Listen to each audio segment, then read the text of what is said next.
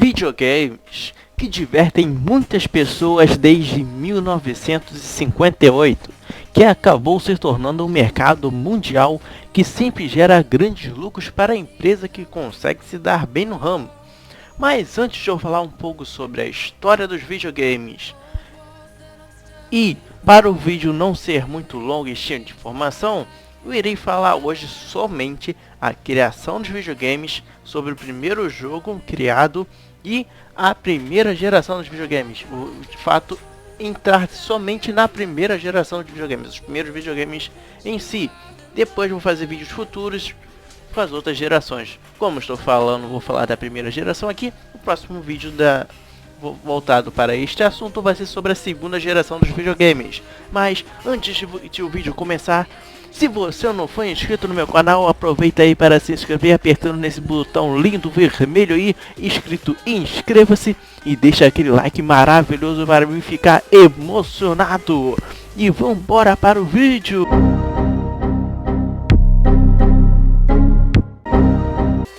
Bem, videogames surgiram muito tempo atrás, mas não é tão tempo atrás como os computadores surgiram, como eu falei no vídeo da história da computação.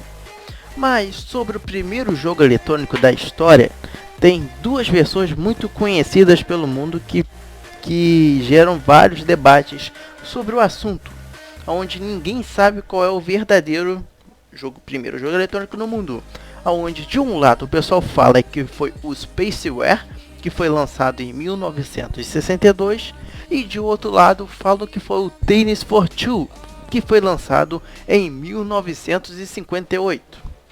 E bem, vou falar cada um aqui dos dois agora separados, e se vocês quiserem estudarem a profundo sobre esses dois relatos, vocês depois podem debater aí nos comentários para dizer qual é que foi o primeiro ou o segundo. Qual foi o primeiro jogo de fato. E bem, em 1962, um grupo de colegas do Instituto de Tecnologia de Massachusetts, lá nos Estados Unidos, que o grupo era formado pelos Luke Roosevelt, Wayne Whitney e Martin Graetes, onde eles criaram um jogo eletrônico somente para ter algo útil para fazer nas horas vagas. Quando você tá lá no tédio, não tem nada para fazer, vamos jogar um joguinho. Só que naquela época não existia videogame. Segundo a história, eles que criaram o primeiro videogame, né? Aonde eles criaram o famoso Spaceware, aonde seria um jogo de batalha espacial, tipo aqueles jogos de navio que você tem que destruir os obstáculos que estão na sua frente quando você controla uma navinha. Sendo que esses computadores, o jogo, no fato, ele só conseguia rodar nos computadores do DSPD-1. É um computador muito antigo que normalmente só tinha em universidade, em laboratórios, só nesses lugares que tinha esses computadores, que eles são muito antigos, são de 1962. E o jogo em si é uma coisa como um jogo de nave qualquer. Você tem uma navezinha branca e você vai atirando nos obstáculos brancos que aparecem no mapa do jogo. Igualzinho um jogo de naves que tem hoje em dia, de fato, né? E na época do Nintendinho também, no Master System, surgiu uns jogos parecidos desse jeito. Agora, em 1958, tem dizem relatos, que também foi lançado um jogo em 58, primeiro do que o Spaceware, pelo físico William Higdman, chamado de Tennis for Two, aonde ele utilizou o nome é difícil de falar aí, eita ferra, essa palavra que eu tô botando aí, que eu não sei falar direito essa palavra aí, onde essa é uma máquina bem antiga que muitos navios tinham na época, onde a pessoa conseguia ver nessa máquina ali, se no radar iria aparecer algum obstáculo no caminho do navio, ou se algum navio notificado está chegando perto dele, através do gráfico. O gráfico que tinha aquela gráficozinha, aquela linhazinha que fica na máquina, se ele ficar se movimentando muito, está dizendo que tem alguma movimentação perto do local que você está, no caso do navio que está. E aonde ele pegou esse computador e juntou com outro computador analógico, formando assim um tipo de primordial de arcade, Arcades são os fliperamas que ficam lá nas lan houses, que ficavam nas lan houses, nos barzinhos lá, um tipo inicial de arcade, onde ele pegou esses dois computadores e fez um jogo de tênis, aonde você tinha dois controles que tinha somente um botão em cima do controle, e esse botão você conseguia fazer com que a bola vá de um lado para o outro da tela, como se fosse um tênis, onde tem um controle 1 para o primeiro player e controle 2 para o segundo player.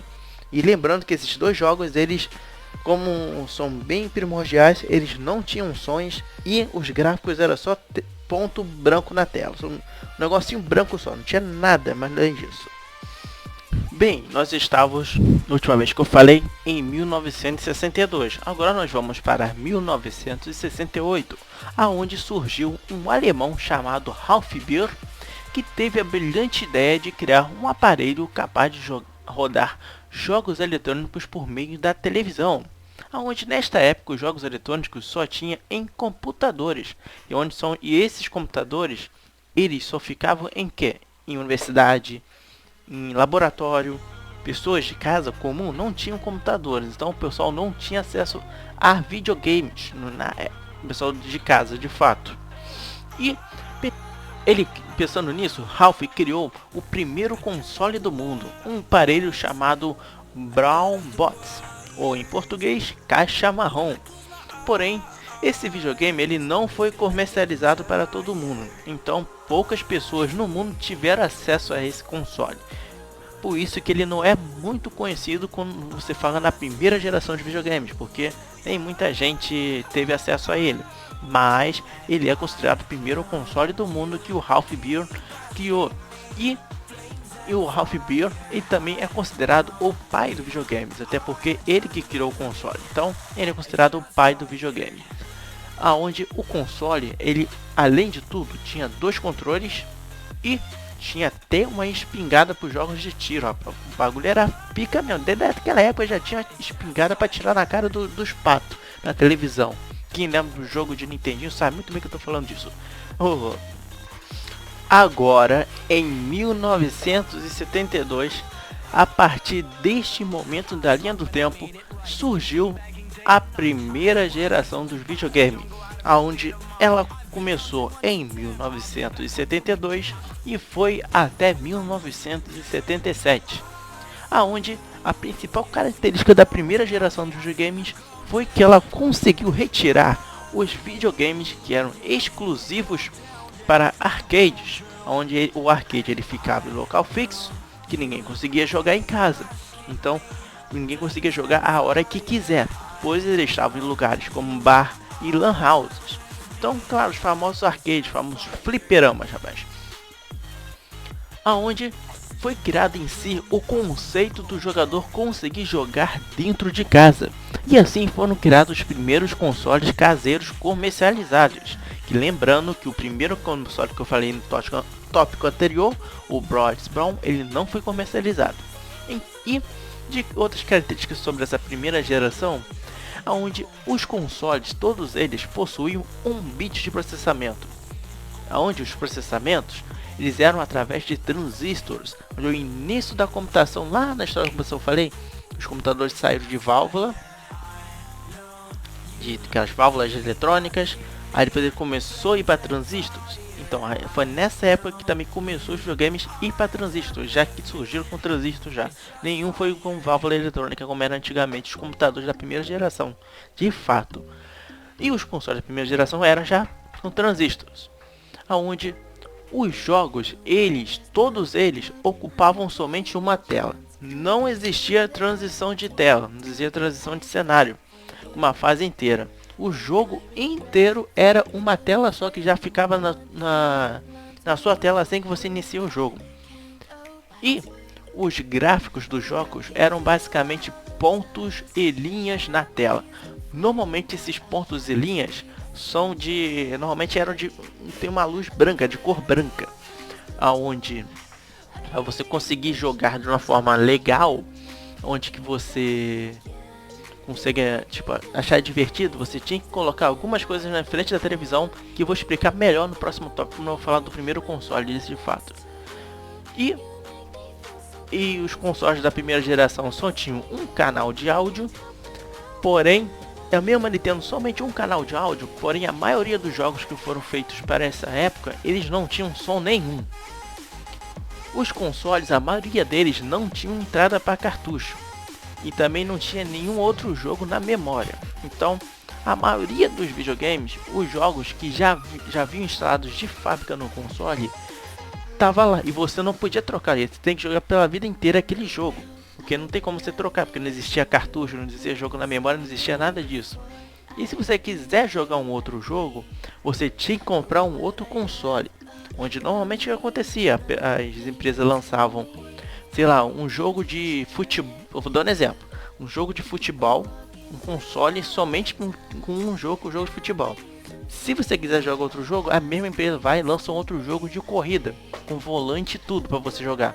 Aí você consegue jogar outro jogo se você trocar de jogo comprando outro console. Era muito mais caro do que hoje em dia você comprar somente um jogo, por exemplo um CD, ou até mídia digital na PSN. Mas, além disso, além dos consoles, a maioria dos consoles não ter, somente um console na primeira geração, ele tinha cartuchos, que foi o Magnavox Odyssey. E também ele, o Magnavox Odyssey, foi o único console que tinha controles com fios. Por quê? Porque a maioria dos videogames nesta época, os controles eram tudo já embutido no videogame. Você não conseguia puxar o controle e segurar o controle direito na mão. Você tinha que ficar no lado do videogame, assim, encostando no controle, mexendo no controle para você conseguir jogar. E vamos falar agora sobre os consoles, cada um da primeira geração. Começando pelo Magnavox Odyssey. Bem, agora em 1972 foi lançado o Magnavox Odyssey, o primeiro console da primeira geração de fato, aonde ele tinha dois controles que no controle, o controle só tinha um botão controle, que era uma rodinha que você movimentava, ele rodava a rodinha para mexer nos jogos. E os jogos eles vinham os cartuchos. E quando você comprava o jogo, além de ver o cartucho, vinha um papel para você colocar na tela da sua televisão. Que, como eu falei já, os gráficos nesta época era somente uma luz. Então, para o jogador ter uma experiência completa, é necessário prender alguns papéis na tela da televisão e ir mexendo no personagem do jogo através do controle. Que o personagem também era somente uma luz, é tudo somente uma luz. Onde, se você tirar esse papel e ficar mexendo, você ia ver o que? Ia ver umas luzes mexendo. Ia ter nada. Não ia fazer nenhum sentido. Então, nessa época tinha que ter muita imaginação para os jogos. E aonde os cartuchos, eles não tinham nome. Os jogos não tinham nome nessa época. Os cartuchos era tudo, tinha números. Jogo 1, jogo 2, jogo 3, jogo 4. Os cartuchos não tinha nenhum nome de fato. E nenhum jogo do Odyssey tinha som. Todos os jogos do Odyssey eram mudos, onde você tinha que usar sua imaginação para ter o barulho do jogo. Você imaginar que o jogo está fazendo barulho. Essa época foi difícil mesmo. Essa época foi braba, rapaz. Bem, agora em novembro de 1972, o mesmo ano de lançamento do Odyssey, surgiu também no mesmo ano uma empresa que ficou mundialmente conhecida na próxima geração. A famosa Atari. Sim, ela foi criada neste ano por Nolan Bushnell e Ted Danabel, aonde eles tinham na época somente $500 para criar a empresa e fazer algum jogo que fizesse sucesso e gerasse lucro para salvar a empresa, não deixar a empresa falir. Então eles tiveram uma ideia de criar um jogo que fosse ligado ao monitor e que tivesse uma cabine para poder jogar com ele. Sim, nós estamos falando aqui dos arcades, onde eles criaram um dos primeiros arcades mais conhecidos do mundo, aonde eles tiveram a ideia de criar um jogo que fosse meio parecido com o Tennis for Two, que eu já falei aí, onde você tinha 2 jogadores para controlar as suas raquetes, cada um controlava uma raquete. E essas raquetes eram luzes brancas. E a bola ficava indo de um lado para o outro, aonde eles colocaram esse jogo, que era de ping, parece mais um jogo de ping-pong, chamado de Pong, aonde a primeira versão de Pong, que o jogo até som tinha, coisa que o Odyssey também não tinha na época, e onde ele foi inicialmente instalado em um bar em São Francisco, e a máquina fez tanto sucesso, mas tanto, que ela até estava travando quando alguém tentava colocar alguma ficha nela de tanta ficha que tinha dentro, gerando um lucro estrondoso para o bar. E para ele também, para a Atari. Assim, Nolan começou a fazer muito mais máquinas para colocar seus arcades de Pong em qualquer outro lugar pelo mundo.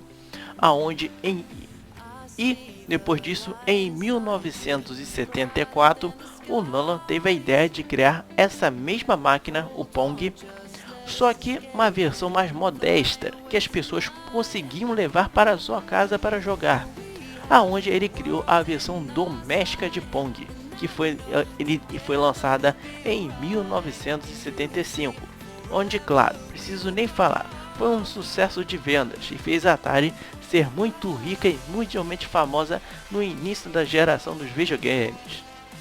Após o famoso sucesso estrondoso de Pong, muitas empresas cresceram o ouro no mercado dos videogames e tentaram ganhar um lucro do sucesso, da ideia que o Nolan teve.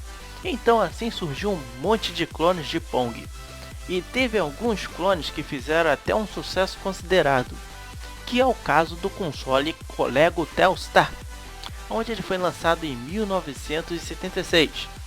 E a grande parte do seu sucesso foi por conta de o seu preço ser bem mais baixo em comparação ao Pong caseiro que a Atari lançou em 75, o que fez o console ser mais vendido da geração. E o console era literalmente um clone de Pong, com os mesmos chips, os mesmos controles do Pong caseiro, com a mesma característica que o Pong tinha de você poder mudar a dificuldade do jogo no próprio console, botando ele mais rápido, mais difícil, tudo igualzinho, uma cópia descarada que fez sucesso e gerou muito lucro para a Coleco. Para a Coleco. Uma cara de pau isso, mas deu certo porque eles conseguiram ganhar um dinheiro do caramba com isso, né? Mas dos principais clones de Pong que mais se destacou foi o Coleco Telstar, por causa do seu preço que era bem menor do que o Pong tradicional. Bem, agora em 1977 veio o aparecimento de uma empresa que ninguém conhecia bem e que ninguém dava nada por ela na época, mas que no futuro ela iria ser mundialmente famosa e a salvadora do mercado dos videogames, que claro é a Nintendo. Sim, a Nintendo surgiu em 77, onde ela lançou também, claro, o seu clone de Pong, onde qualquer empresa estava fazendo nessa época, aonde a Nintendo lançou o Color TV Game 6, que era literalmente um clone de Pong, com os mesmos chips, aonde a Nintendo lançou 6 variações de Pong, cada um de uma cor diferente com dificuldades diferentes. Muito louco mesmo. E em 78, a Nintendo lançou o Color TV Game 15, que agora essa versão 15 vinha com 2 controles ligados igual o Odyssey, em que o Color TV Game 6 é igual o Pong caseiro, que o controle era no console mesmo. O Color TV Game 15 é o controle com fio, que você podia pegar o controle na mão e ficar mexendo lá colado no console de fato. E juntamente do Color TV 15, ela lançou também 15 versões diferentes com os 2 controles de fio. E no mesmo ano, em 78, a Nintendo lançou o Color TV Racing 112, que é um jogo de corrida que vinha até com volante para você jogar em um campo de velocidade, como se fosse num carro mesmo de verdade.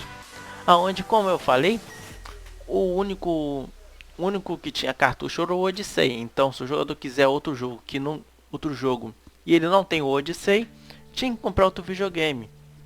E em 79, a Nintendo lançou um outro clone de um outro jogo da Atari, não é mais de Pong, agora lançou um clone de Breakout, aonde o Breakout é um jogo que você tinha que destruir todos os pontinhos brancos que ficam em cima da tela através de uma bolinha que você controlava numa barrinha, que você não pode deixar a bolinha passar essa barra. Se a bolinha passar essa barra, você perde uma vida. Aonde assim ela lançou o TV Game Block Kuzushi. Que nome, meu amigo! A Nintendo já lançou tanto videogame em 77, depois ela ficou mundialmente famosa, nem vou falar o que aconteceu com a Nintendo. Bem, e essa foi a primeira geração dos videogames. Então pessoal, esse vídeo fica por aqui. Muito obrigado para todos que assistirem o vídeo até aqui. Não esqueçam, comentam aí embaixo com outros temas que eu posso fazer, que eu poderia fazer voltados para o tema de TI. Que se eu ver o tema que você escrever, ver que dá para me fazer, eu vou comentar, dar um coraçãozinho no comentário e quando eu fizer o vídeo sobre esse tema, eu vou postar no final do vídeo o seu comentário falando que foi você que escolheu esse tema. E lembrando, esse tema aqui sobre a história dos videogames foi sugerido pelo Balançando Milkshake. Ele ainda mandou balançar, que merda é essa, meu amigo? Mas enfim, é isso pessoal, até o próximo vídeo do canal VL Tecnologia.